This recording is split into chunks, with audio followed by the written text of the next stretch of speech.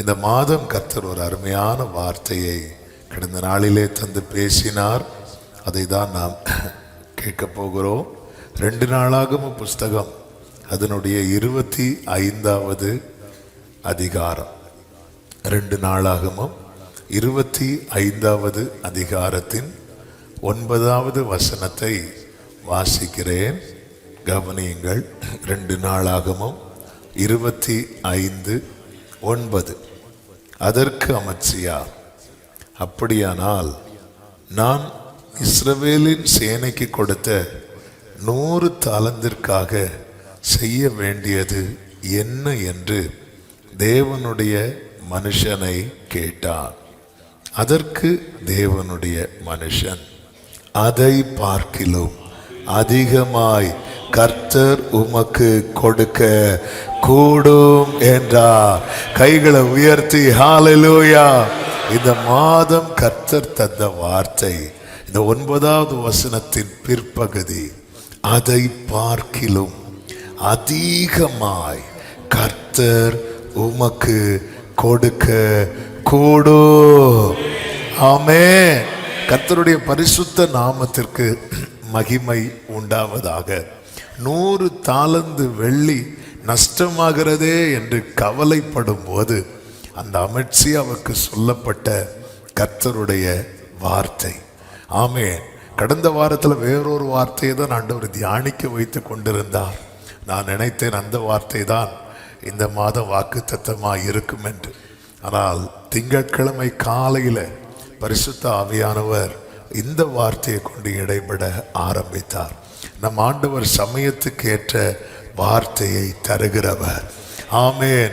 சில நஷ்டங்களை குறித்து, சில காரியங்கள் கைவிட்டு போனதை குறித்து ஏக்கத்தோடு கலக்கத்தோடு இந்த சத்தத்தை இந்த காலை வேளையில் சமீபத்தில் தூரத்தில் இருந்து கேட்கிற உள்ளமே, உன் தேவன் யார் என்பதை நீ அறிந்து கொள். எதை இழந்தாயோ, எது நஷ்டப்பட்டு போகிறதோ அதை பார்க்கிலும் அதிகமாய் அதிகமாய் கர்த்தர் உமக்கு கொடுக்க கூடும். சத்தமா ஒரு ஆமென் சொல்லுங்க பார்க்கலாம். நம் தேவனை குறித்து வேதம் சொல்லுகிறது, அவர் சகலத்தையும் செய்ய வல்லவர். அவர் சகலத்தையும் செய்ய வல்லவர்.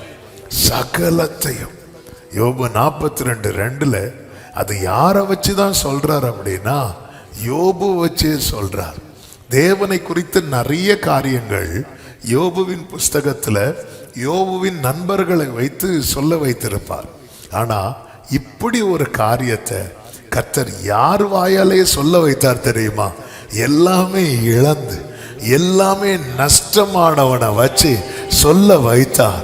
அப்படி சொல்ல வைத்தவர் அவன் கண்களில் காண வைத்தார். என்ன அவன் என்ன இழந்தானோ அதை பார்க்கிலும் அதிகமாய் அதிகமாய் அதிகமாய். ஹல்லேலூயா. ஆமென். எல்லாரும் கைகளை உயர்த்தி சொல்லுவாங்க, தேவரீர் சகலத்தையும் செய்ய வல்லவர். ஆமென். சகலத்தையும். இன்னைக்கு சில காரியங்கள் என்ன பண்ணுகிறது அப்படின்னா, நம்முடைய ஓட்டத்தை ஓட விடாமல் முடக்குகிறது. இந்த அமத்சியாவை மாதிரி. அப்ப அந்த 100 தாலந்து வெள்ளிக்காக நான் என்ன பண்ணுவேன்? இங்க பாரு, அதை பார்க்கிலும் ஹல்லேலூயா, அதை பார்க்கிலும். ஆமென். ஹல்லேலூயா. அதை பார்க்கிலும் ஆண்டவர் வேண்டிக் கொள்வதற்கும் நினைப்பதற்கும் அதிகம் தருகிறவர், அதிகம் செய்கிறவர். அவர் அதிகமானதை தருகிறவர். அது மட்டுமல்ல, அவர் ஆச்சரியமானவைகளை செய்கிறவர் என்று சங்கீதம் 118:23 சொல்லப்பட்டிருக்கிறது. எபேசியர் 3:20 அதிகமாய் செய்கிறவர். சங்கீதம் 118:23 ஆச்சரியமானவைகளை செய்கிறவர். என்ன ஆச்சரியமானவைகளை செய்கிறவர் பாருங்கள். ஒரு வாலிபன் கெதரேனே நாட்டில் ஒரு பையன் இருந்தான். அந்த பையன் பிறந்து வளரும் போது அவனுக்குள்ள ஒரு பெரிய பாதிப்பு உண்டாகுது. என்ன பாதிப்பு அப்படின்னா, 6000 பிசாசுகள் அவனுக்குள்ள புகுந்தது. ஒரு பிசாசு உள்ள வந்தாலே கதை கந்தல். ஆமாம், நம்ம 6000 சொல்லும்போது அவன் வாழ்க்கையை இழந்த நிலையில நிற்கிறான். இந்த நேரத்தில் தான் கர்த்தர் அந்த பட்டணத்துக்குள்ள என்ட்ராகிறார். அவர் என்ட்ராகிறார். அவர் எவ்வளவு ஆச்சரியமானவைகளை செய்தார் தெரியுமா? அந்த வாலிபன் வாழ்க்கையில ஒரு பெரிய விடுதலையை கட்டளையிட்டார். மார்க் 5:20 சொல்லப்பட்டிருக்கிறது, இயேசு தனக்கு செய்தவைகளை எல்லாம் அவன் தெக்கப்போலி என்னும் நாட்டிலே பிரசித்தம் பண்ண தொடங்கினான். அடுத்த வார்த்தை எப்படி இருக்கும் தெரியுமா? எல்லாரும் ஆச்சரியப்பட்டார்கள்.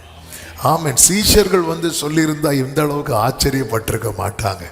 ஆமாம், இதுதான் என் ஆண்டவருடைய செயல். அதுதான் ஆரம்பத்தில் சொன்னேன். யோபுவை 4 நண்பர்கள் அவர் சகலத்தையும் செய்ய வல்லவர் என்று சொல்லியிருந்தால் நமக்கு ஆச்சரியமாக இருந்திருக்காது. ஆனால் வாழ்க்கையில் எல்லாவற்றையும் இழந்தவனை வச்சு சொல்ல வைத்தார். வாழ்க்கையை இல்லாதவனை வைத்து இயேசுவை பிரசித்தம் பண்ண வைத்தார். அந்த கிரியை கர்த்தர் இன்னைக்கும் செய்ய வல்லவராக இருக்கிறார். இன்னைக்கு எதுவுமே சொல்ல முடியாத, செய்ய முடியாத நிலையில் இந்த சத்தத்தை யார் யார் கேட்டுக்கொண்டிருக்கிறீர்களோ உங்களோடு தான் கர்த்தர் இந்த வார்த்தையை பேசிக் கொண்டிருக்கிறார். அதை பார்க்கிலும் அதிகம் செய்ய, அதிகமாய் செய்ய கர்த்தரால் கூடும். அவருடைய செயல்களை குறித்து ஆமென், அதை பேசிட்டே இருக்கலாம். அது அதிசயமானவைகள் என்று சொல்லப்பட்டிருக்கிறது. அதிகமானவைகள், ஆச்சரியமானவைகள், அதுக்கப்புறம் அதிசயமானவைகள். ஆமென். ஏசாயா 29:14 சொல்லப்பட்டிருக்கிறது, இதோ நான் அற்புதமும் ஆச்சரியமான பிரகாரமாக இந்த ஜனங்களுக்குள்ளே ஒரு அதிசயத்தை செய்வேன். அடுத்த வார்த்தை கவனிங்க, அவர்களுடைய ஞானிகளின் ஞானம் கெட்டு அவர்களுடைய விவேகங்களின் விவேகம் மறைந்து போகும் என்று. அந்த எவ்வளவு ஞானத்தை யூஸ் பண்ணாலும் இது எப்படி செஞ்சாருன்னு தெரியாது. இன்னைக்கு வரைக்கும் யோபு லைஃப்ல தெரியாத ஒரு காரியம் என்னன்னா, எப்படி அவனுக்கு 2 மடங்கு கொடுத்திருப்பா. ஹல்லேலூயா. இதுதான் யோபு ஆரம்பத்திலேயே ஒரு லைனை சொல்லுவார், அவருடைய ரகசிய செயல், அவருடைய ரகசிய செயல். ஆமென். ஹல்லேலூயா. ஆமென். என் வாழ்விலே நீர் பாராட்டின தயவுக்கெல்லாம் இதுவரையில் நீர் தாங்கினதற்கு எவ்வளவோ. நல்ல கவனமா கேளுங்க. நான் இன்னும் செய்திக்குள்ள போகவில்லை. நம் தேவனை குறித்த காரியத்தை மனதில் சில காரியங்கள் அப்படி விதைக்கணும் என்பதற்காக தான் இந்த வார்த்தைகளை டச் பண்ணிட்டு இருக்கிறேன். 3 வார்த்தைகள் உங்கள் மனசில் ஆமென், இந்த 1ஆம் தேதி காலையில் ஆண்டவரை குறித்து, அவருடைய செயல்களை குறித்து உங்கள் மனதில் மீண்டும் மீண்டும் தொனிக்க பண்ணி கொண்டிருங்கள். 1, அவர் எனக்கு அதிகமானவைகளை செய்வார். அவர் எனக்கு ஆச்சரியமானவைகளை செய்வார். அவர் எனக்கு அதிசயமானவைகளை செய்வார். இது புரியவே இல்லை. நம்ம ஒன்று நினைக்கிறோம் தெரியுமா, அது நடந்தால் அது அதிசயம் கிடைக்காது. அது அதிசயம் அல்ல. நம்ம நினைக்கிறதுக்கு மேலே ஒன்று நடக்கும் தெரியுமா, அதான் அதிசயம். ஒன்று நடக்கும்போது எனக்கு தெரியும், இது தெரியும் அப்படின்னு. ஆமாம், சர்ப்ரைஸாக இப்போ ஒரு தகப்பன் வீட்டில் பிள்ளைங்களுக்கு ஏதோ ஒன்று வாங்கிட்டு போகிறாங்கன்னு வைங்கள, சர்ப்ரைஸாக இங்கே பாரு நான் உனக்கு என்ன வாங்கிட்டு வந்திருக்கிறேன் பாரு, எனக்கு தெரியும் இதான் வாங்கிட்டு வருவீங்கன்னு.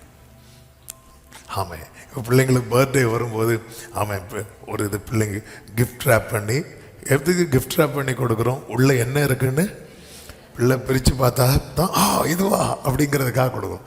அது வரும்போதே இதுதானே உள்ளே இருக்குது அப்படி சொன்னால் நம்ம கஷ்டப்பட்டு பேக் பண்ணதெல்லாம் வேஸ்ட் ஆகிரும். அது அதிசயமே கிடையாது. நம்ம அதிசயம் என்பது என்ன அப்படின்னு, ஞானிகளுடைய ஞானம் கெட்டு, ஐயோ இது என்னது இது. அதனால தான் அவர் சிறையிருப்பை திருப்பும் போது எப்படி இருந்தோமா, சொப்பனம், இப்போ யாரும் சொப்பனம் காண வேண்டாம், சொப்பனம் காண்பது போல இருந்தோம். சொப்பனம் அது கர்த்தர் அவர்களுக்கு கர்த்தர் நமக்கு பெரிய காரியங்களை செய்தார் என்று யார் சொல்லி கொண்டார்கள்? ஃபர்ஸ்ட் நானே சொல்லலை, ஃபர்ஸ்ட் என்ன பார்க்குறவங்க தான். ஏன்னா நான் எப்படி இருக்கிறேன், சொப்பனம் காண்கிறவங்க போல இருக்கிறேன். அதுக்கப்புறம் தான் ரைட்டு. ஆமாம், பாருங்கள், எலிசபெத்துக்கு பெரிய மிராக்கிள் நடந்துச்சு. ஆனாலும் சைலண்டாக கதவு ஜன்னல்லாம் பூட்டிகிட்டு இருக்கிறாங்க. ஏன்னா பிள்ளைக்கு ஒரு அசைவு இல்லை. அதனால நம்ம எதுக்கு நம்மளும் அசையாம நிலைத்திருக்கும் சியோன் பருவம் போல் அப்படியே இருந்துரும் உட்கார்ந்துருக்கிறாங்க. அப்பதான் மரியாள் ஓடி வராங்க. ஓடி வந்து பிரைஸ் தி லார்ட், கங்க்ராட்ஸ் அப்படி சொல்லும் போதுதான் பிள்ளையே சொல்லுது. ஆமா, அதுக்கப்புறம் அம்மா திறந்தாச்சு, கதவு திறந்தாச்சு, ஜன்னல் திறந்தாச்சு, அதுக்கப்புறம் வாயை மூட முடியாது. சிலருக்கு பிரச்சனை, வாயை திறக்க மாட்டாங்க, திறந்துட்டாங்க. ஹல்லேலூயா. அதுக்கப்புறம் ஒரே பாட்டு தான். ஹல்லேலூயா. ஆமென். தேவனுடைய செயல் அதிசயமானவைகள். இந்த நீங்க டெய்லி இந்த மூணையும் சொல்லிட்டு ஆண்டவரே, என் வாழ்க்கையில நீங்க அதிகமானவைகளை செய்வீர், ஆச்சரியமானவைகளை செய்வீர், அதிசயமானவைகளை செய்வீர். இன்றைக்கு உங்களை சுற்றி நடக்கிற காரியங்கள் அதிர்ச்சி அளிக்கிறதா இருக்கலாம், ஆனால் அது நடுவிலே ஆச்சரியமும் அதிகமும் அதிசயமும் செய்கிற ஒரு கர்த்தர் நமக்கு உண்டு. கைகளை உயர்த்தி ஒரு ஆமென் சொல்லுங்க பார்க்கலாம். இங்கே இந்த அமத்சியாவுக்கு தேவனுடைய மனுஷன் மூலம் இந்த வார்த்தை கொடுக்கப்படுகிறது. ஆமென். எல்லார் வாழ்க்கையிலும் கர்த்தர் இப்படி செய்வாரா அப்படின்னு கேட்டால் நிச்சயம் கிடையாது. அதுதான் ஒரு தேவ பிள்ளை புரிந்து கொள்ள வேண்டும். எல்லார் வாழ்க்கையிலுமே ஆண்டவர் இப்படி செய்வாரா? எல்லார் வாழ்க்கையிலும் செய்ய மாட்டார் என்பதற்கு வேதம் நமக்கு சாட்சி. ஆண்டவர் தெளிவாய் சொல்லுகிறார், நான் யார் மேல் இரக்கம் வைக்க சித்தமாய் இருப்பேனோ அவன் மேல். இது ரொம்ப முக்கியமான ஒரு காரியம். ஆண்டவருக்கு இதை செய்ய முடியுமான்னு கேட்டா இது செய்ய முடியும். எனக்கு செய்வாரா என்பது ஒரு பெரிய கேள்வி. ஆமென். இங்கே இந்த சம்பவத்தை கொஞ்சம் டச் பண்ணிட்டு ஒன்று ரெண்டு காரியத்தை கூட சொல்லி நம்ம ஜெபிக்க போகிறோம். ஆண்டவருக்கு மாத்திரம் மகிமை உண்டாவதாக. இந்த அமத்சியா யூதாவின் ராஜாவாக தனது 25ஆம் வயதில் தான் ராஜாவாக ஏற்படுத்தப்படுகிறான். ஆமென். இவன் என்ன செய்கிறான் என்றால் 5வது வசனத்திலே சொல்லப்பட்டிருக்கிறது, அமத்சியா யூதா மனுஷரை கூடி வர செய்து அவர்கள் பிதாக்களுடைய வம்சங்களின்படியே யூதா பென்யமீன் தேசங்கள் எங்கும் 1000 பேருக்கு அதிபதிகளையும் 100 பேருக்கு அதிபதிகளையும் வைத்து 20 வயது முதற்கொண்டு அதற்கு மேற்பட்டவர்களை இலக்கம் பார்த்து யுத்தத்துக்கு புறப்படவும் ஈட்டியையும் கேடகத்தையும் பிடிக்கவும் தக்க யுத்த வீரர் 3 லட்சம் பேரை கண்டான் என்று சொல்லப்பட்டிருக்கிறது. அப்போ இவனுக்கு இப்போ யுத்த வீரர் எத்தனை பேர் இருக்கிறாங்க? 3 லட்சம் பேர். இது நடுவில் இவனுக்குள்ள என்ன தோணுதுன்னா, இது ஒருவேளை பத்தாம போயிட்டுனா, ஆமாம் இந்த 3 லட்சம் பேரை வச்சுட்டு நம்ம தோத்துட்டோம் அப்படின்னா அதனால என்ன பண்ணலாம் அப்படி சொல்லிட்டு தான் 100 தாலந்து வெள்ளியை கொடுத்து இஸ்ரவேல் புத்திரரில், அதாவது இஸ்ரவேல் யூதான்னு பிரிந்து இருக்கிறது. இந்த காலகட்டத்தில் இஸ்ரவேல் மிகப்பெரிய பொல்லாப்புக்குள்ளே கிடக்கிறது. தேவன் இஸ்ரவேல் புத்திரரோடு கூட இல்லை. இவன் என்ன பண்றான் அப்படின்னா 100 தாலந்து வெள்ளி கூலிக்கு கொடுத்து இஸ்ரவேலிலிருந்து 1 லட்சம் பராக்கிரமசாலிகளை இந்த கூட்டத்திலே அமர்த்துகிறான். ஆமென். எல்லாமே காரியங்கள் கைகூடி வரப்படுகிறது போல இருக்கிறது. இந்த நிலையில இனி யுத்தத்துக்கு போகலாம், இனி சத்துருவுக்கு எதிர்கொண்டு போகலாம் என்ற நிலையில் இருக்கும்போது தான் ஒரு தேவனுடைய மனுஷன் அங்கே வருகிறார். அங்கே வந்து அவனிடத்துல சொன்ன முதல் வார்த்தை, ராஜாவே, இஸ்ரவேலின் சேனை உம்மோடு கூட வரலாகாது. காரணம், கர்த்தர் எப்ராயிமின் சகல புத்திரராகிய இஸ்ரவேலோடும் இருக்கவில்லை என்று ஒரு பெரிய காரியத்தை அங்கே சொல்லுகிறதை பார்க்க முடியும். இந்த அமத்சியா இப்பொழுது என்ன செய்தாகணும் தெரியுமா? அவனுடைய தீர்மானத்தை மாற்றியாக வேண்டும். அவன் ஒரு காரியத்தை திட்டம் பண்ணி அதை செயல்படுத்தலான்னு இருக்கும்போது வார்த்தை வருகிறது, இல்லை இது தப்பு. ஒரு காரியத்தை நான் யோசித்துட்டு இருக்கும்போது என்னால் அதை மாற்ற முடியும். ஆனால் ஒரு காரியத்தை நான் செய்து ஓகே ஆகி வைத்த பிறகு அதை மாற்றணுங்கிறது ஒரு ஒரு பெரிய சவாலான காரியம். இந்த காலை வேளையில் ஆவியானவர் தருகிற தெளிவான வார்த்தை, ஆமென். தேவ திட்டம் இல்லை என்றால் அந்த காரியம் ஆமேன் எல்லாம் முடிகிறது மாதிரி இருந்தாலும் நீ அதை மாற்ற ரெடி ஆயிட்டேன்னா கர்த்தர் சொல்லுகிற வார்த்தை, நீ இழப்பதை விட நீ நஷ்டப்படுவதை விட கர்த்தர் உனக்கு அதிகம் செய்ய கூடும். ஆமென், ஹல்லேலூயா, ஆமென். ஒரு காரியம் வாய்க்க வேண்டுமானால் என்னை சுத்தி 1,00,000 பேர் இருக்கிறார்கள் என்பதனால் வாய்க்காது. காரிய சித்தியோ, நீதிமொழிகள் 16:33 எடுக்க வேண்டாம். காரிய சித்தியோ கர்த்தரால் வரும். எந்த ஒரு காரியம் சித்திக்கப்பட வேண்டுமானால், வாய்க்கப்பட வேண்டுமானால் அதுக்கு யாருடைய ஃபேவர் வேணும் தெரியுமா? கர்த்தருடைய ஃபேவர் இல்லாம எல்லாரும் ஒன்னா நின்று ஒரு காரியத்தை செஞ்சாங்க, ஆனா வாய்க்கவே இல்லை. என்ன காரியம் சொல்லுங்க பார்க்கலாம்? பாபேல் கோபுரம். யாராவது எதிர்த்தாங்களா? ஒரு எதிர்ப்பு கிடையாது, ஒரு எதிர்ப்பு கிடையாது. ஊரே ஒன்னா நிக்குது, ஒரே மனதுல. ஆமா, பெந்தேகோஸ்தே நாளுக்கு முன்னாடி பார்த்த ஒரு மனம் எங்க தெரியுமா பார்க்கலாம்? பாபேல் கோபுரத்துல பார்க்கலாம். ஆமே, வேற எந்த நெகேமியா அலங்கம் கட்டும் போது கூட இந்த ஒரு மனம் இல்லை. ஒரு மனம் இருக்கும், கல்லு போடும் போது ஒரு மனம் இருக்கும், பிரதிஷ்டை அன்னைக்கும் ஒரு மனம் இருக்கும். இடையில பல மனங்கள். ஒரு மனம் இருமனமாகும், இருமணம் பல மனமாகும், பல மனம் திருமணமாகாது. அவ்வளவு நல்லபடி போயிட்டே இருக்கும். ஆமே, ஆனா இங்கே பாருங்க, எல்லாரும் ஒன்றாய் நின்று கெட்டினாங்க. ஆனா ஆண்டவருடைய ஃபேவர் இல்லாததுனால அது பாதியிலே விட வேண்டிய ஒரு சூழ்நிலை. எந்த ஒரு காரியமும், யோசேப்பை குறித்து வேதம் சொல்லுகிறது, யோசேப்போடு கூட கர்த்தர் இருந்தார். அவன் யாராக மாறினானா? காரிய சித்தி உள்ளவனாக மாறினான். என்கிட்ட 3,00,000 பேர் தான் இருக்கிறாங்க, இன்னொரு 1,00,000 பராக்கிரமசாலிகள் கூட வந்துட்டாங்கன்னா இனி எந்த யுத்தம் வந்தாலும் பார்த்துக்கலாம் அப்படிங்கிற ஒரு எண்ணம் இப்ப யாருக்குள்ள வந்துட்டு அப்படின்னா அமத்சியாவுக்குள்ள வந்துட்டு, இந்த நேரத்துல தான் கர்த்தருடைய வார்த்தை அவனுக்கு நேரா வருகிறது. இங்க பாரு, இது வாய்க்காது, இது வாய்க்காது. ஏன் வாய்க்காது? ஆட்கள் குறைவா? ஆட்கள் குறைவுல வாய்க்காதது காரணம் கர்த்தரும் கூட இல்லை. கர்த்தர், அப்ப ஏன் கூட கர்த்தர் இல்லையா? அப்ப நான் என்னதான் பண்ணி ஆகணும்? என்னுடைய தீர்மானத்தை நான் மாற்றி ஆக வேண்டும். சில திட்டங்களை நான் மாற்றி ஆக வேண்டும். இந்த காலை வேளையில நம்மளால சில காரியத்தை ஆண்டவரே நான் இப்படி பண்ணிட்டேன், இப்படி பிளான் பண்ணிட்டேன், இப்படி நான் யோசித்து வச்சுட்டேன், இங்கே இவ்வளோ நான் ஸ்பெண்ட் பண்ணிட்டேன், இங்கே இப்படி பண்ணிட்டேன். கர்த்தர் வார்த்தை அதற்கு ஃபேவரா வருதா அல்லது அதற்கு எதிராய் வருகிறதா? நம்ம பிரச்சனை என்ன தெரியுமா? ஃபேவரா வர்றது வர வார்த்தையே வெளிப்படலைன்னு சொல்லிட்டு அமைதியா இருப்போம். ஆமென். ஃபேவரா வர்றது வரைக்கும் நமக்கு யூடியூப் தட்டினா ஒரு 4 வார்த்தையாவது ஃபேவரா வரும். ஆமென். ஆண்டவர் இங்க பாருங்க, இந்த அமத்சியா அப்படி நிக்கிறான். 1,00,000 வெள்ளி, அதாவது 100 தாலந்து வெள்ளியை கொடுத்துட்டான். ஆமா, அது மதிப்பு அது கணக்கிட முடியாத மதிப்பு. 1,00,000 பராக்கிரமசாலிகள். கர்த்தர் கூட இல்லை அப்படின்னு தெரிஞ்சதுக்கு அப்புறம் நம்ம அதே தீர்மானத்தை பிடிச்சிட்டு இருப்போம்னா அதுல உண்டாக போகிறது நஷ்டம் அல்ல, அதுல உண்டாக போகிறது இழப்பு. கர்த்தர் கூட இருக்கிறாரா?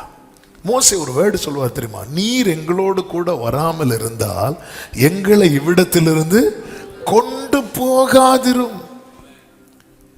இஸ்ரவேலர்கள் எல்லாரும் பாருங்க, ஆமென், ஒரு மலையில் ஏற துணிவாங்க. நாங்கள் பாவம் பண்ணிட்டோம், நாங்கள் திருப்பி போய் தான் ஆகணும் அப்படின்னு சொல்லிட்டு இஸ்ரவேலரெல்லாம் துணியும் போது என்னாகும் 14வது அதிகாரம், ஆமாம், அதனுடைய 40 முதல் நீங்கள் பார்த்தீங்கன்னா தெரியும். இஸ்ரவேலர் எல்லாரும் கர்த்தர் வாக்குத்தத்தம் பண்ணின இடத்துக்கு நாங்கள் போவோம் என்று சொல்லி மலையின் உச்சியில் ஏற துணிந்தார்கள். உடனே மோசே சொல்லுவார், நீங்க கர்த்தருடைய கட்டளை மீறுகிறது என்ன?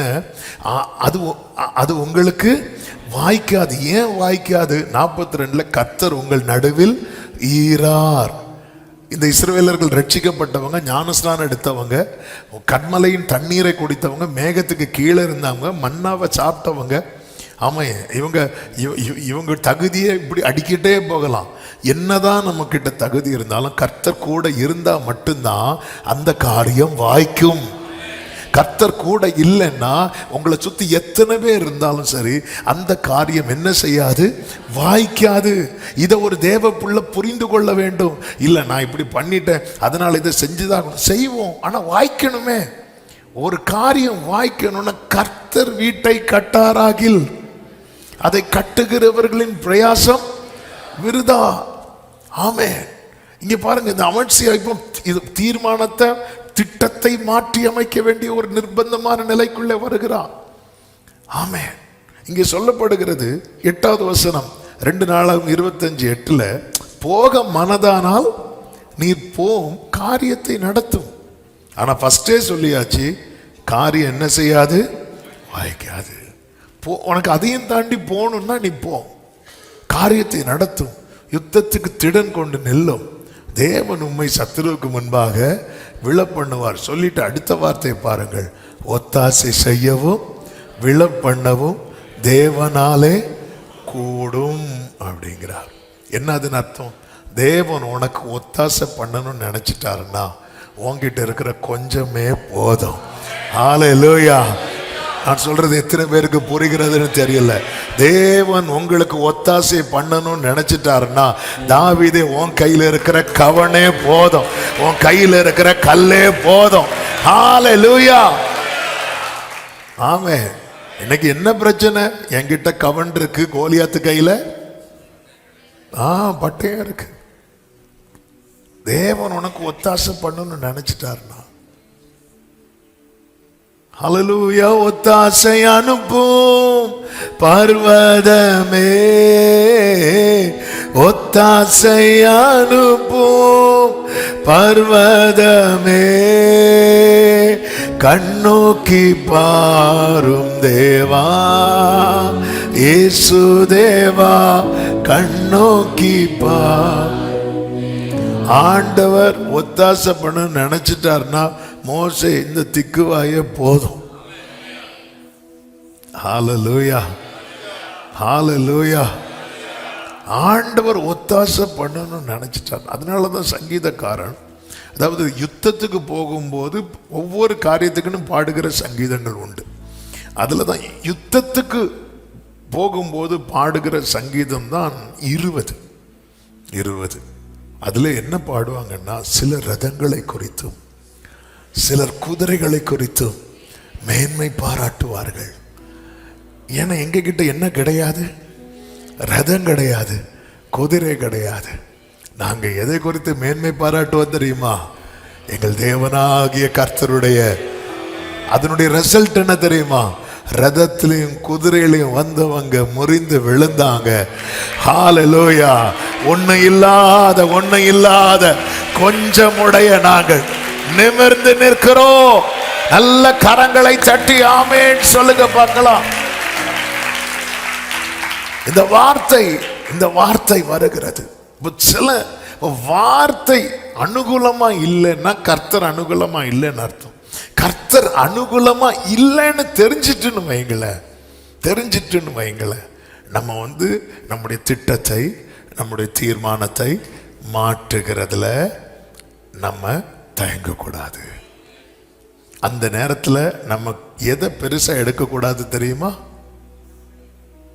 100 தாலந்து வெள்ளிய, சிம்பிளா சொல்லணும்னா நஷ்டத்தை. எது நஷ்டம்? 100 தாலந்து வெள்ளி நஷ்டமா, இல்லை கர்த்தர் இல்லைங்கிறது நஷ்டமா? அங்க சொல்லுவோம், இங்கெல்லாம் சொல்லுவோம். ஆமா, எது நம்ம நஷ்டம்?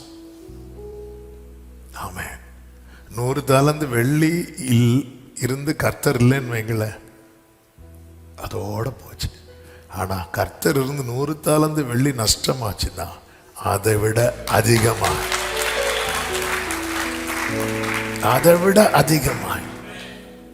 ஆமென், அதை விட பாருங்க. இந்த யூதாஸ் 30 வெள்ளிக்காசு கமிட் ஆயிட்டான். நான் கட்டி தரேன், எனக்கு என்ன கொடுப்பீங்க? 30 வெள்ளிக்காசு வாங்கியாச்சு. வாங்கிட்டு பஸ்கால பண்டிகையில் உட்கார்ந்துருக்கும்போது ஜீசஸ் வராரு. ஜீசஸ் அவருடைய வஸ்திரத்தை மாற்றி ஒரு டவல் எடுத்து இடுப்புல கட்டி அப்படி ஒவ்வொரு காலையா பிடிச்சு பேசுறார். நான் உன்னை கழுவா விட்டால் என்கிட்ட அவனுக்கு பங்கு இல்லை. கடைசியில் யார் காலையும் பிடிக்கிறார் அப்படின்னா யூதாஸ் கால். எல்லாரும் உணர்த்தப்படுறாங்க, நான் ஆண்டவரே. அப்படி கேட்ட கூட்டத்தில் யாரும் தான் கேட்டான் தெரியுமா? யூதாஸ். நான் நினைக்கிறேன் யூதாஸுக்கு இப்போ மனசு கொஞ்சம் இழகி இருக்கும். ஆனா ஐயோ, நான் வாங்கிட்டேனே 30 வெள்ளி காசு, வாங்கிட்டேனே 30 வெள்ளி காசு, வாங்கிட்டேனே 30 வெள்ளி காசு. இப்போ அவனுக்கு முன்னாடி என்ன, அந்த 30 வெள்ளி காசா ஜீசஸா? இவன் ஜீசஸை விட்டுட்டு 30 வெள்ளி காசை பிடிச்சிட்டேன். ஏன்? நான் கமிட் ஆயிட்டேன். நான் உங்கள்கிட்ட சொல்லிட்டேன். இனி இது வேண்டான்னு சொல்லி திருப்பி கொடுத்தா அந்த டீமே கொலகார கூட்டம். இப்போ நான் வேண்டான்னு சொல்லிட்டு திரும்பி கொடுத்தா நாளைக்கு எனக்கு எப்படி வேணாலும் பிரச்சனை வரலாம். இப்படி யோசித்து கடைசியில் எதை விட்டான் தெரியுமா? ஜீசஸை விட்டான். இன்னைக்கு நிறைய பேருக்கு தெரியுது. ஆனா ஐயோ 30 வெள்ளி காசு போயிருமே, ஐயோ இவங்க நம்மளை என்ன நினைப்பாங்க, அவங்க நம்மளை என்ன நினைப்பாங்க, இங்க நம்ம இப்படி சொல்லிட்டோமே, இவங்கள்ட்ட நம்ம இப்படி பேசிட்டோமே, இப்படி எல்லாரையும் ஒருத்தன் திருப்திப்படுத்தணும்னு பார்த்து கடைசியில் அவன் யாரை இழப்பான் தெரியுமா? ஜீசஸை இழக்கிறான். ஜீசஸை என்னைக்கு எப்போ யூதாஸ் இழந்தானோ, இந்த 30 வெள்ளி காசு அவனுக்கு கை கொடுக்கல. அவன் கூடவே நேத்து நைட்டு வர கூடவே இருந்தவங்க இங்க பாரு, அது நீயாச்சு உன் பாடாச்சுன்னு சொல்லிட்டு போயிட்டாங்க. குற்றமில்லாத ரத்தத்தை காட்டி கொடுத்துட்டேன்னு சொல்லும்போது அது நீயாச்சு உன் பாடாச்சு, கிளம்பு, அவ்வளவுதான். ஒருவரும் கை கொடுக்கவில்லை. அவனுக்கு அதுக்கப்புறம் நிக்க கூட முடியல. அவன் போய் தூக்கில் மாட்டி அவனே இறந்துட்டான். இன்னைக்கு வாழ்க்கையில் தெரியுது இது நம்ம தப்பான பாதையில் போகிறோம், அல்லது இது தேவ சித்தம் இல்லை. இப்படி நம்ம டிராவல் பண்ணால், இப்படி நம்ம பயணித்தால் ஆண்டவர் கூட இருக்க மாட்டார். அப்போ வேண்டாம், ஆமாம், ரூட்டை மாற்றுவோம். ஆண்டவர் கூட இல்லை, ரூட்டை மாற்றுவோம்.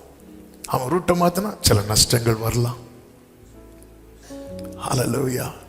ஆமாம், நம்ம எது நம்ம நஷ்டமாக பார்க்குறோம்,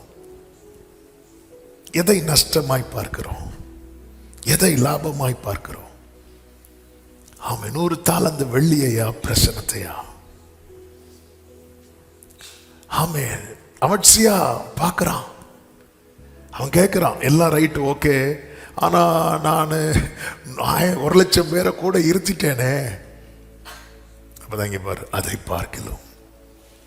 இப்போ என்ன பிரச்சனை தெரியுமா? இப்போ அமர்சியாவுக்கு பிளானை மாற்றலாம், ஆனா இந்த 1,00,000 பேருடைய பகையை சம்பாதிக்க வேண்டியிருக்கும்.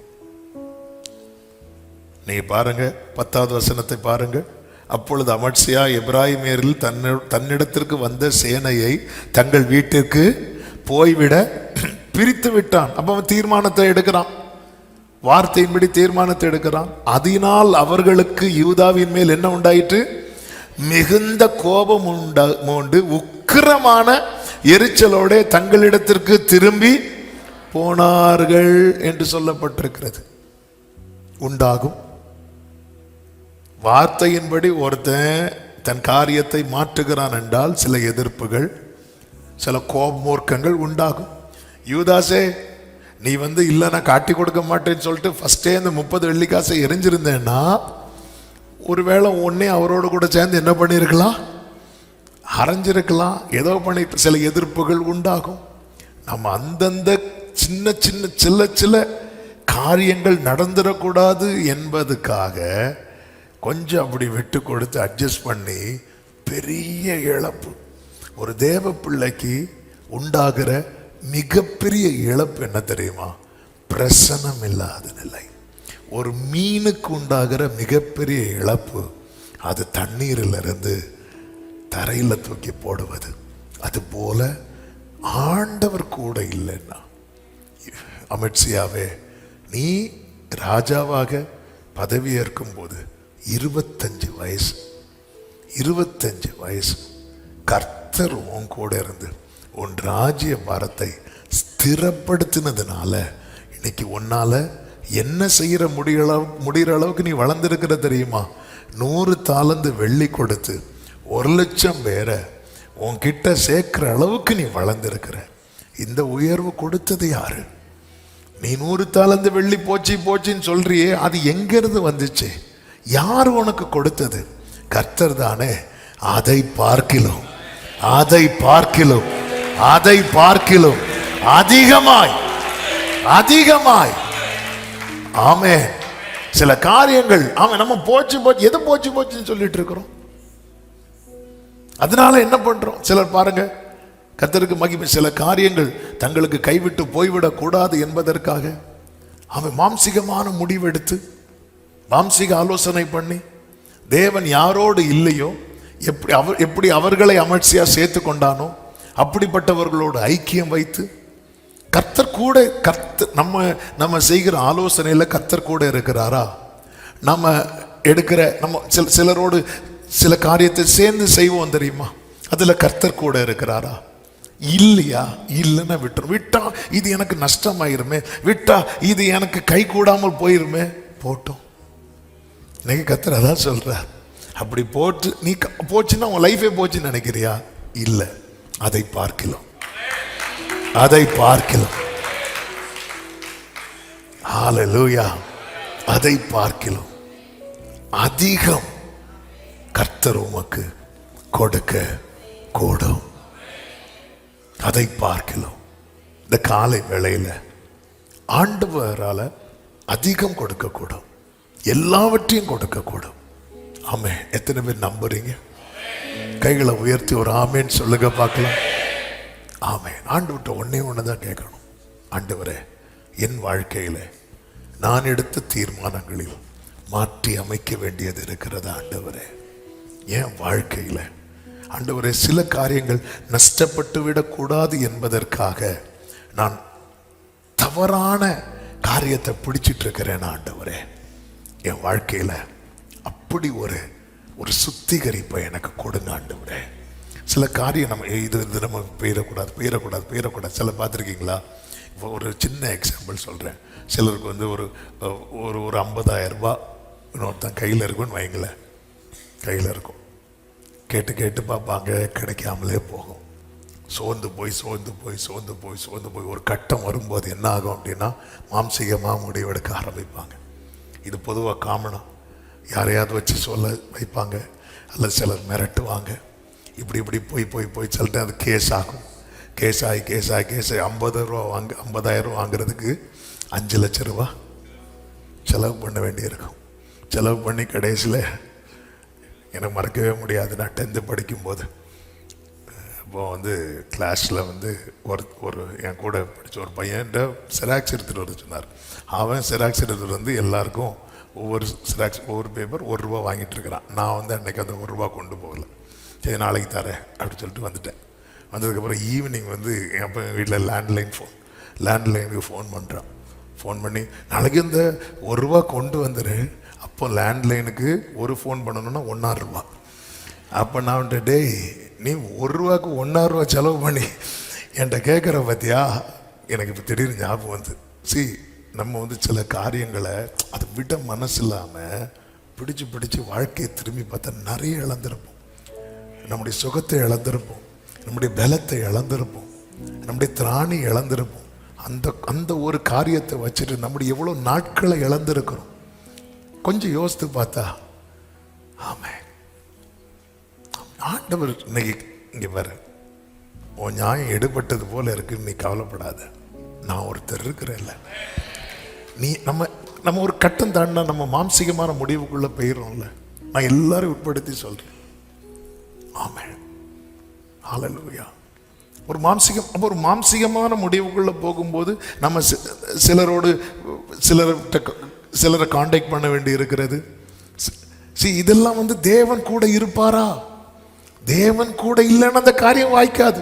அப்போ அந்த காரியம் வாய்க்கலைன்னா இப்போ அந்த அமர்ச்சியா இந்த இப்போ ஏற்கனவே 3 லட்சம் 1 லட்சம் வேற எக்ஸ்ட்ரா வைக்கிறோம். அப்போ 4 லட்சம் பேரோடு போனால் அந்த என்ன ஆயிரும்? லாஸ் ஆயிரும். ஆமே, 100 தாலந்து வெள்ளி லாஸ் ஆயிடக்கூடாதுன்னு சொல்லிட்டு நீ புறப்பட்டு மொத்தமாக இழந்துட்டு வந்து நிற்காத. இன்னைக்கு அந்த 100 தாலந்து போனா போட்டோம். உன் தேவனாகிய கர்த்தர் அதை பார்க்கிலும் அதிகமாய் உனக்கு கொடுக்க கூடும். ஒரே வார்த்தையை சொல்லி நான் ஜெபிக்கிறேன், பிரசன்னத்தை இழந்துராதீங்க. தேவ பிரசன்னத்தை இழந்துராதீங்க. ஆமே, தேவ பிரசன்னத்தை இழக்கிறது படியா எந்த ஒரு காரியத்தையும் நீங்க திட்டம் பண்ணாதீங்க. தேவ பிரசனம் இழந்து போகும்படியா எந்த ஒரு காரியத்தை திட்டம் பண்ணாதீங்க. உங்க கையில் இருக்கிற கவன் போதும், உங்க கையில் இருக்கிற அந்த 5 கல்லு போதும். கர்த்தர் உங்களுக்கு ஜெயத்தை தருவா. உன் கையில் இருக்கிற கொஞ்சம் மாவு போதும், உன் கையில் இருக்கிற கொஞ்சம் எண்ணெய் போதும். கர்த்தர் உன்னை வாழ வைப்பா. ஆமென் சொல்லுங்க பார்க்கலாம். ஹல்லேலூயா. இது கைவிட்டு போயிடும் அப்படி சொல்லிட்டு மாம்சீகமா ஒரு முடிவெடுத்து பிரசன்னத்தை இழந்து போகாதபடிக்கு தேவ சமூகத்தில் ஆண்டவரே, ஆண்டவரே என்னென்ன காரியங்கள் நான் மாற்ற வேண்டி இருக்கிறது, நீர் எனக்கு உம்முடைய நல்ல ஆவியானவர் என்னை செவையான வழியிலே, ஆமென், என்னை கேட்கிற அன்பு சகோதரா சகோதரி, இந்த வார்த்தை அப்படியே உங்க இருதயத்தில் பதித்து வார்த்தைக்கு முன்பாக உங்களை தாழ்த்துங்கள். சில காரியங்கள் நஷ்டப்பட்டு, சில காரியங்கள் சிலர் பறித்து கொண்டது நிமித்தம் நீ கலங்காதே. இஸ்ரவேலர்களுக்கு கூலி, வேலைக்கேற்ற கூலி அவங்களுக்கு கொடுக்கல. ஆனா அவங்க எகிப்திலிருந்து புறப்படும் போது வெறும் கையா கர்த்தர் விடல. ஆமென். அங்கிருந்து பொன் பொருளோட தான் புறப்பட வைத்தார். அது போல நீ வடித்த கண்ணீரின் பலன் உன் கையில வரும். ஆமென். அதே நேரத்தில் அதை நீ அடைவதற்காக தேவனை இழந்துராத. ஆமென். தேவனை இழந்துராத. யூதாஸ் மாதிரி யூதாஸ் பார்க்கிறான். அவன் நினைச்சிருப்பான், நான் அந்த 30 வெள்ளிக்காசு வாங்காம இருந்திருந்தா. ஆமென். யூதாஸை இப்போ ஒன்றும் கெட்டு போகல. நீ அந்த 30 வெள்ளிக்காசை இப்பவே பந்தியிலேருந்து எழும்பி போகும்போதே நீ என்ன பண்ணியிருக்கணும், 30 வெள்ளிக்காசை வேண்டாம், நான் அவனை காட்டித்தர மாட்டேன், தூக்கி போட்டுருவோம். அதனால 4 பேர் ஒன்று முறைப்பான், 4 பேர் ஒன்று பகைப்ப. பரவாயில்ல யூதாஸே, வந்துரு. அடுத்த சில நாட்களில் நடந்தது என்ன தெரியுமா? இவன் 30 வெள்ளிக்காசை ரொம்ப பெருசா பார்த்து வைத்தான் அல்லவா? சில நாட்களில் நடந்தது என்ன தெரியுமா? அப்போஸ்தலர்கள் பாதத்துல ஒவ்வொருத்தரா கொண்டு போய் தங்க பணம், தங்க பத்திரம் எல்லாத்தையும் வித்து கொண்டு வந்து பணத்தை எங்க கொண்டு வச்சாங்க தெரியுமா? அப்போஸ்தலர் காலில் வைக்கிறாங்க. யூதாஸே, இன்னைக்கு நீ எதை பெருசா தூக்கி வைக்கிறியோ, நாளைக்கு அதுவும் காலில் இருக்கிற அளவுக்கு உனக்கு ஒரு மேன்மையை கர்த்தர் வைத்திருக்கிறா. நீ அதை இழந்துட்டியே யூதாஸே, அதெல்லாம் இழந்துட்ட. 30 வெள்ளிக்காசு போயிடக்கூடாது. நான் கமிட் ஆயிட்டேன், நான் அதை வாங்கிட்டேன், இனி என்ன பண்ண, அது நஷ்டம் ஆயிரும். இங்க பாரு, அதை விட்டுரு. ஆமாம், அது நஷ்டம் ஆயிரும் சொல்லி இப்போ உனக்கு நஷ்டம் இல்லை, இப்போ நீயே இழந்துட்டியே, ஒன்னே இழந்து விட்டாயே. ஆமென். ஆவியானவர் இன்னைக்கு காலையில் அநேகரோடு திட்டமும் தெளிவுமாய் பேசி உணர்த்துகிறதையும் எச்சரிக்கிறதையும், நான் உன் கூட இருக்கிறேன்ல, ஏன் எல்லாம் போச்சின்னு ஃபீல் பண்ற, நான் உனக்கு எல்லாம் அதை பார்க்கிலும் அதிகம் தருவேன் என்று கர்த்தர் உரைக்கிறதையும் என் ஆவியில உணர்ந்து பேசி கொண்டு இருக்கிற கண்களை மூடி தேவ சமூகத்தில் தாழ்த்தி, ஆண்டவரே, உம்மை இழந்து போகிற எந்த காரியத்தையும் நான் செயல்படுத்தாதபடிக்கு என்னை காத்துக்கொள்ளும். நாம் நினைப்பதற்கும் வேண்டுவதற்கும் மேலாய் நன்மை செய்வா. நான் வெட்கப்பட்ட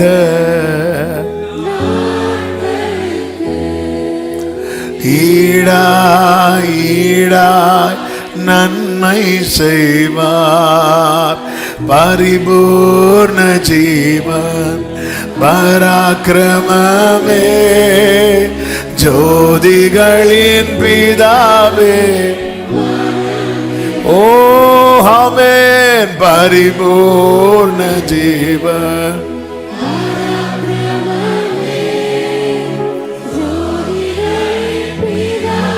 2 நிமிஷம் உங்க வலது கரத்தை உயர்த்தி உங்க இடது கரத்தை இருதயத்தில் வைத்து ஒரே ஒரு வார்த்தை, ஆண்டவரே, உடைய பிரசன்னத்தை இழந்து போகிற எந்த தீர்மானத்தையும் நான் எடுத்துடக்கூடாதப்பா. உடைய பிரசன்னத்தை இழந்து போகிற அப்படி ஒரு தீர்மானத்தை நான் எடுத்திருப்பேனே, ஆனால் அதை அமர்சியாவை போல ஆண்டவர் அந்த திட்டத்தை மாற்ற, அந்த தீர்மானத்தை மாற்ற எனக்கு கிருபை தாங்கப்பா. அப்பா 100 தாலந்து வெள்ளிக்காக ஆண்டவர் உங்களை விடலப்பா, அந்த அமர்சியா விடலப்பா. ஆனா யூதாஸ் 30 வெள்ளி காசுக்காக உங்களை விட்டுட்டான்ப்பா. ஒரு யூதாஸின் நிலைமை எங்களுக்கு வேண்டாம் ஆண்டவரே.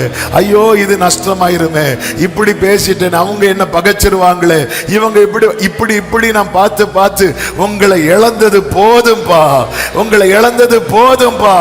என் லைஃப்ல இனி நீங்க இல்லாம எதுவுமே இருக்க கூடாது ஆண்டவரே. ஆளுகை செய்வீராக, ஆளுகை செய்வீராக. என கேட்கிற அன்பு சகோதரா சகோதரி, ஆண்டவர் வார்த்தையின்படி நீங்க உங்க திட்டத்தை மாற்றி அமைப்பீங்கன்னா கர்த்தர் இன்னைக்கு உங்களுக்கு தருகிற வார்த்தை, நஷ்டமானதை குறித்து கலங்காதே, அதை பார்க்கிலும் அதிகமாய் கர்த்தர் உமக்கு கொடுக்க கூடும். நல்ல கரங்களை தட்டி ஆமென் சொல்லுங்க பாருங்க.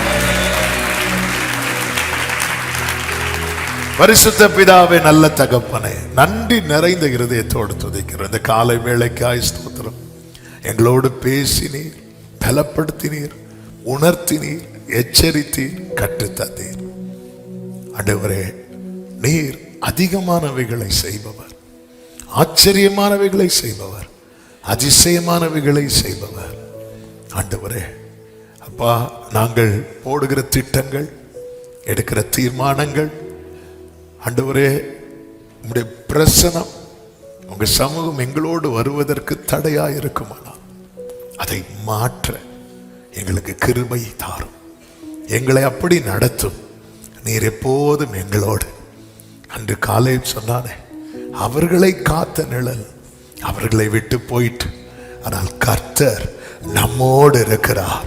அதை நாம் எளிதில் சுதந்திரிப்போம். இந்த நிச்சயத்தோடு முன் செல்ல எங்கள் ஒவ்வொருவருக்கும் அனுகிரகம் செய்யும். சில காரியம் நஷ்டமாகிவிடக் கூடாது என்பதுக்காக நாங்கள் எடுக்கிற தீர்மானங்கள் ஒரு பெரிய இழப்பை நோக்கி போய்விடாதபடிக்கு, சில காரியங்கள் நஷ்டமானாலும் பரவாயில்ல, கர்த்தரோடு இருக்கணும். கர்த்தருடைய சமூகம், கர்த்தர் என்ன சொல்றாரோ அது போகும் என்கிற காரியத்துல உறுதியா இருக்க எங்களுக்கு கிருபை செய்யும். ஒவ்வொருவரையும் ஆசீர்வதியும். நஷ்டங்களை கண்டவர்கள், ஏமாற்றங்களை கண்டவர்கள், இழப்பை கண்டவர்கள் உண்டு தகப்பனே. அவர்கள் வாழ்க்கையில உம்மிடத்திலிருந்து அதிகம் நன்மைகளை பெற்றுக்கொள்ளுகிற மாதமாய் இந்த ஜூலை மாதம் 2026 இருப்பதாக என்று மனதார உம்முடைய நாமத்திலே வாழ்த்தி ஆசீர்வதித்து செபிக்கிறேன். ஆசீர்வதியும், ஒவ்வொருவரையும் பாதுகாத்தரலும். இந்த மாதம் முழுவதும் உங்க கிருபை தாங்கட்டும். ஊழியங்களை ஆசீர்வதியும், மேன்மைப்படுத்துவீராக. ஒவ்வொருடைய கையின் கிரியைகளை கர்த்தர் ஆசீர்வதிங்க. பிள்ளைகளுடைய படிப்பை ஆசீர்வதியும். காத்திருக்கிறவர்களுக்கான வாசல்கள் திறக்கப்படட்டும். உம்முடைய நல்ல ஆவியானவர் ஒவ்வொருவரையும் செவ்வையான வழியிலே நடத்தும். பலவீனருக்கு நல்ல விடுதலை கொடுப்பீராக. தேசங்களில் யுத்தங்கள் நிறுத்தப்படுவதாக. ஜனங்களுடைய வாழ்வாதாரம் இயல்பு நிலைக்கு திரும்பட்டும். போக்கில் மரத்திலும் ஒவ்வொருவரையும் பாதுகாத்து கர்த்தர் ஆசீர்வதித்து மேன்மைப்படுத்தும். ஆண்டவரே, உடைய வார்த்தைகள் அதிகம் வெளிப்படுகிற, இடைபடுகிற மாதமாக இருக்கட்டும். அர்ப்பணிக்கிறோம். எல்லா கன மகிமை துதி ஸ்தோத்திரங்கள் ஒருவருக்கே செலுத்துகிறோம். இரட்சகர் இயேசுவின் நாமத்தில் பிதாவே, ஆமீன். சேர்ந்து சத்தமாய் சொல்லுவோம். என் ஆத்துமாவே கர்த்தரை ஸ்தோத்திரி, முழுவலமே அவருடைய பரிசுநாமத்தை ஸ்தோத்திரி. என் ஆத்துமாவே கர்த்தரை ஸ்தோத்திரி, கர்த்தர் செய்த சகல உபகாரங்களை மறவாதே. ஆமென். நம்முடைய கர்த்தராகிய இயேசு கிறிஸ்துவின் கிருபையும், பிதாவாகிய தேவனுடைய அன்பும், பரிசுத்த ஆவியானவருடைய ஐக்கியமும் சிநேகமும் பாதுகாவலும் நம் அனைவரோடும், எல்லா பரிசுத்தவான்களோடு கூட கர்த்தருடைய வருகை மட்டும் தங்கி இருப்பதாக. ஆமென். ஹல்லேலூயா. God bless you. கர்த்தர் உங்களை ஆசீர்வதிப்பாராக. ஆமென்.